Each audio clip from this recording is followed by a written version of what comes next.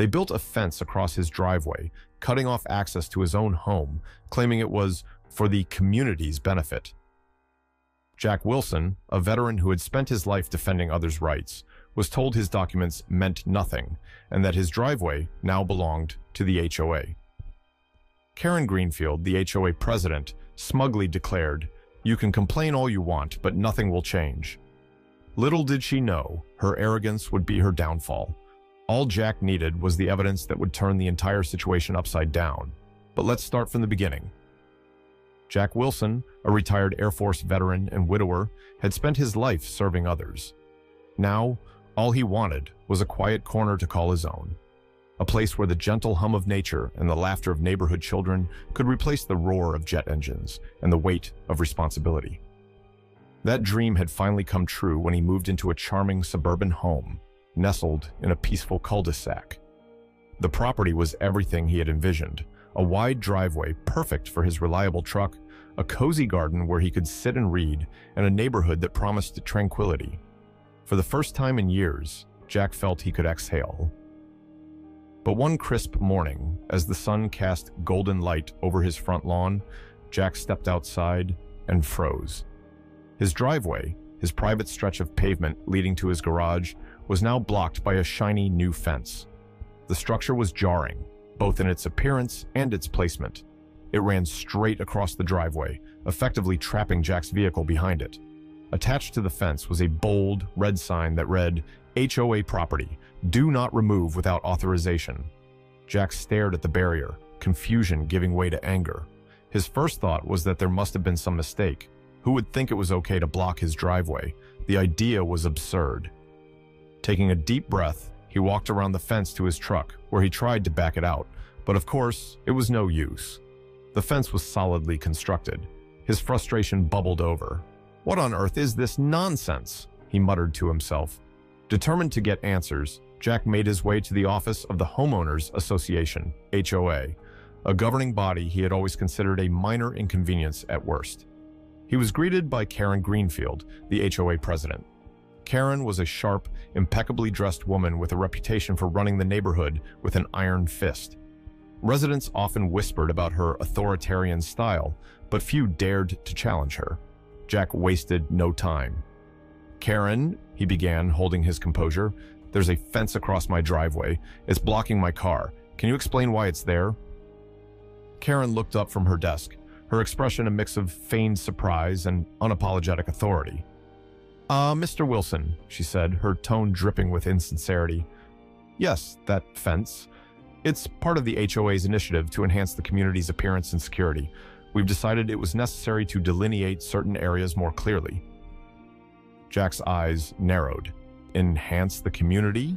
By cutting off access to my property?" Karen shrugged.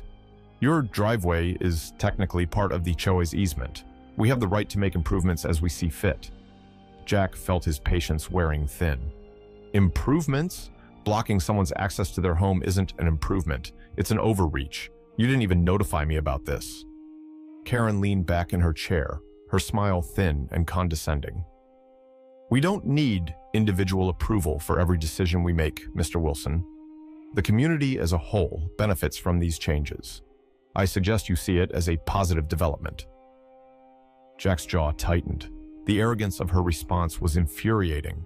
He had spent decades serving his country, fighting for the rights and freedoms of others, and now he was being told he couldn't access his own property because of a decision he had no say in? Standing his ground, Jack replied firmly, "I don't see this as positive. I see it as a violation of my rights as a homeowner. That driveway is mine, Karen, and I won't stand for this." Karen's smile faltered, but only slightly. "Then I suggest you file a formal complaint, Mr. Wilson, but I wouldn't hold your breath. The board supports this decision, and we believe it's in the best interest of the community." As Jack walked away, frustration and disbelief coursed through him. He knew one thing for certain: this wasn't over.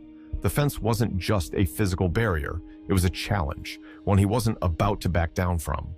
Jack knew that if he wanted to fight this battle, he needed facts, cold, hard evidence that no one, not even Karen Greenfield, could dismiss. He spent hours sifting through old property documents, blueprints, and legal papers. His desk became a battlefield, piled high with yellowed pages and highlighted notes. There it was in black and white. His driveway, the same one now blocked by the HOA's fence, had never been included in their jurisdiction. Jack's heart lifted slightly. This wasn't just a feeling of injustice. He had proof. With a folder of carefully organized documents tucked under his arm, Jack walked into the HOA meeting, held in a small, overly polished community center. The room was sterile, filled with folding chairs and a faint scent of disinfectant, but it was packed. Jack's neighbors sat in quiet clusters, some nodding politely as he entered, others avoiding eye contact. Karen sat at the front of the room, presiding over the meeting like a self-appointed monarch. Her clipboard and sharp gaze made it clear she was ready for any challenge. Jack didn't wait for an invitation. He stood and addressed the room, his voice steady but laced with frustration.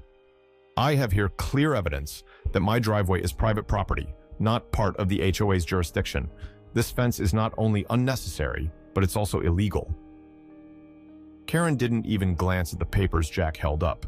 Instead, she leaned back in her chair, a small, dismissive smile curling at her lips. Mr. Wilson, she began, her tone as smooth as it was condescending. Your documents are outdated. The HOA recently updated our guidelines to include your driveway as part of a community property. This decision was made in the best interest of the neighborhood. The room buzzed with whispers. Jack felt the heat rise in his chest. Updated guidelines? He asked, his voice rising as I'm You mean you decided to take what isn't yours and call it legal? That's not how property ownership works. Karen's smile widened, but it held no warmth. The board voted, Mr. Wilson. These changes were approved. Your personal feelings on the matter are irrelevant. The audacity of her words hung in the air like a storm cloud. Jack scanned the room, hoping to find support among his neighbors, but most of them avoided his gaze, their heads bowed or their eyes darting nervously. It was clear why. Karen's reputation as a manipulative and vindictive leader wasn't just talk. Rumors of fines, sudden property inspections, and public shaming for minor infractions had created an atmosphere of fear. No one wanted to be her next target. Jack took a deep breath, forcing himself to stay calm. This isn't just about my driveway, he said, addressing the room. It's about fairness. If they can do this to me, what's stopping them from doing it to you? We all have rights, and we need to stand up for them. A few heads nodded subtly, but no one spoke. The silence was deafening. Karen, sensing her control over the room, leaned forward, her voice dripping with mock sympathy. Mr. Wilson, if you're unhappy, you're welcome to file a complaint, but I assure you, the board's decision will stand. Jack clenched his fists, his mind racing. He had served his country, faced unimaginable challenges, and fought for justice on a global scale. He wasn't about to let a power-hungry HOA president trample on his rights, but it was clear that he wouldn't find allies here, not yet. He would have to look elsewhere for the support he needed. As the meeting adjourned and neighbors shuffled out, Jack stood alone for a moment, his folder of evidence feeling heavier than ever. He had hoped for a resolution, or at least a sign that others were willing to fight alongside him. Instead, he saw fear, complacency, and a community too beaten down to resist. But Jack wasn't beaten, not yet. If Karen thought she could intimidate him into submission, she was sorely mistaken. As he walked out into the cool evening air, his resolve hardened. This wasn't just about a fence anymore. It was about standing up to bullies, about showing his neighbors and himself that no one was above the law.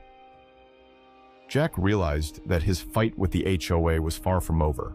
If Karen and her board were going to play dirty, he needed someone who could navigate the legal maze they had constructed. That's when he decided to hire a lawyer. Enter Sarah Hayes, a sharp, no-nonsense attorney who specialized in property disputes. Her reputation as someone who could unravel the most tangled webs of HOA bureaucracy gave Jack a sense of hope he hadn't felt in weeks. Their first meeting took place in Sarah's modest but meticulously organized office. The faint scent of fresh coffee lingered in the air as Jack spread out his documents on her desk. Here's "Everything I've gathered," he began, his voice tinged with both determination and exhaustion. "I know they're overstepping, but I need to prove it." Sarah adjusted her glasses, scanning the papers with a critical eye. "Jack, from what I'm seeing here, you might have a strong case, but we'll need more than this to take them on. Let's start digging." Over the next few days, Jack and Sarah worked tirelessly. Sarah filed official requests for HOA financial records, permits, and meeting minutes. As the information trickled in, it became clear that something was amiss. First, they discovered that the funds used to construct the fence had been allocated for road repairs. The HOA had essentially robbed the community of necessary maintenance to build a barrier that no one had requested. Jack shook his head in disbelief as Sarah showed him the financial records. "They're stealing from the whole neighborhood," he said, his voice heavy with frustration. "How do they get away with this?" Sarah gave him a reassuring look. "They've gotten away with it because no one's challenged them, until now." The second discovery was even more damning. The HOA had never secured the proper permits to build the fence in the first place. Sarah tapped her pen against the edge of the file. "This means the entire structure is unauthorized. Technically, it shouldn't even be there." Jack felt a spark of hope ignite. "So we can force them to take it down?" Sarah nodded. "That's the plan, but there's more." As they continued their investigation, Sarah uncovered something that made both of them pause. Among the documents was a form with Jack's signature, supposedly giving the HOA permission to install the fence. The problem? Jack had never seen it before. His stomach sank as Sarah held up the paper. "This is a forgery," she said, her voice firm. "Look at the signature. It doesn't match yours, and the date is from a time you weren't even in town." Jack's hands clenched into fists. "Karen forged my signature? That's not just unethical, it's illegal." Sarah leaned back in her chair, her expression serious. "Jack, this changes everything. Forgery is a criminal offense. Not only does this strengthen your case, but it could lead to serious consequences for Karen and the HOA." The weight of the revelation settled over them like a heavy blanket. Jack thought of all the times he had tried to reason with Karen, only to be met with arrogance and disdain.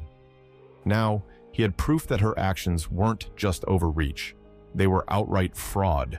For the first time, he felt like the tide might finally be turning in his favor. As Jack left Sarah's office that evening, the cool night air felt invigorating.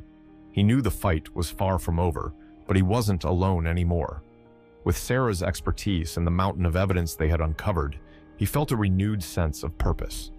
Karen had underestimated him, assuming he would back down like so many others. But she was about to learn a hard lesson. Jack Wilson didn't give up, not when it came to defending what was rightfully his. The courtroom was a stark contrast to the quiet, suburban streets where this battle had begun. Its high ceilings and rows of wooden benches lent the space an air of solemnity, as if the room itself demanded truth and justice. Jack sat at the plaintiff's table, his back straight, his hands clasped together to keep them from trembling. Beside him, Sarah Hayes exuded confidence, her organized notes and calm demeanor a steadying presence.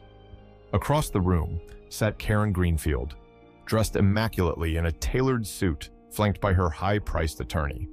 Her posture was that of someone who believed she had already won. The proceedings began with Karen's lawyer painting her as a well-meaning leader, someone who only acted in the best interests of the community. The decisions made by Miss Greenfield and the HOA were necessary to ensure the neighborhood's safety and cohesion, he argued, his voice smooth and practiced. Karen nodded in agreement, her expression one of feigned concern for her neighbors. Jack felt a flash of frustration. How could someone twist the truth so easily? But he reminded himself to trust Sarah and the mountain of evidence they had gathered. When it was their turn, Sarah stood, her voice steady and firm as she began to lay out their case. "Your Honor," she started, "the actions taken by the HOA, and more specifically by Miss Greenfield, were not only overreaching, but also blatantly illegal. My client's driveway was never within the HOA's jurisdiction. Despite this, a fence was constructed without proper permits, using funds earmarked for road repairs, funds that were meant to benefit the entire community. Most egregiously, we have evidence that Miss Greenfield forged my client's signature on a document to justify her actions. The courtroom murmured at the word forged. Jack could feel the tension shift. Karen's attorney quickly objected, but the judge allowed Sarah to proceed. One by one, Sarah presented the evidence: the financial records showing misused funds, the lack of permits for the fence, and finally, the forged document. When the forged signature was projected onto the courtroom screen, juxtaposed with Jack's real signature, the difference was undeniable. Karen's confident facade began to crack. She shifted in her seat, her fingers gripping the edge of the table. Her lawyer tried to downplay the forgery, claiming it was a clerical error, but the judge wasn't buying it. "Miss Greenfield," the judge said, his tone firm, "this court does not take allegations of forgery lightly. The evidence presented here suggests deliberate misconduct, not a simple mistake." Jack watched as Karen's composure faltered. For the first time, she seemed genuinely rattled. He felt a surge of vindication, not just for himself, but for all the neighbors who had been too afraid to stand up to her. After hours of testimony and cross-examinations, the judge delivered his verdict. The fence in question was constructed unlawfully, without proper permits, and using funds allocated for other purposes. Furthermore, the evidence of forgery is both compelling and deeply troubling. I hereby order the immediate removal of the fence. Additionally, Miss Greenfield and the HOA will compensate Mr. Wilson for damages, including emotional distress and legal fees. Lastly, I am recommending a full investigation into the HOA's financial practices. The weight of the judge's words hung in the air, followed by a stunned silence. Jack felt a wave of relief wash over him, a sense that justice had finally been served. He turned to Sarah, who gave him a small, victorious smile. As the courtroom emptied, Karen remained seated, her once confident demeanor replaced with a look of defeat. Jack didn't gloat or revel in her downfall. Instead, he felt a quiet satisfaction. This wasn't about revenge. It was about standing up for what was right. Outside the courthouse, the sun was setting, casting a warm glow over the city. Jack took a deep breath, the tension in his chest finally easing. This fight had tested him in ways he hadn't expected, but it had also reminded him of his own resilience. With the HOA under investigation and Karen facing the consequences of her actions, Jack knew this was a victory, not just for him, but for everyone who believed in fairness and accountability. A few weeks after the court's decision, the fence was finally removed. The loud hum of machinery filled the air as workers dismantled the structure piece by piece, clearing Jack's driveway at last. Standing on his porch, Jack felt a wave of satisfaction wash over him. The driveway, once a symbol of the HOA's overreach, was now fully restored to its rightful owner. Jack didn't stop there.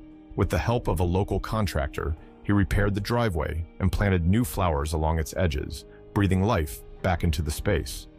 At the entrance, he installed a clear, sturdy sign: "Private property, no trespassing." It was more than a notice. It was a statement of victory. Karen Greenfield, now disgraced, had stepped down as HOA president. Her resignation came amidst growing backlash from neighbors and ongoing investigations into her actions. Without her domineering presence, the community began to heal. Inspired by Jack's stand, residents organized to demand changes to the HOA's governance, ensuring greater transparency and fairness moving forward. One day, a neighbor stopped by to thank Jack. "You gave us all the courage to speak up," they said. Jack smiled, feeling a quiet pride. It wasn't just about his driveway anymore. It was about showing that even one determined person could challenge injustice and win. As Jack sat on his porch that evening, watching the sunset paint the sky in warm hues, he reflected on the journey. It had been long and exhausting, but it was worth it. His fight had not only reclaimed his property, but also inspired a community to stand together. For Jack, it was proof that resilience and persistence could turn even the toughest battles into meaningful change.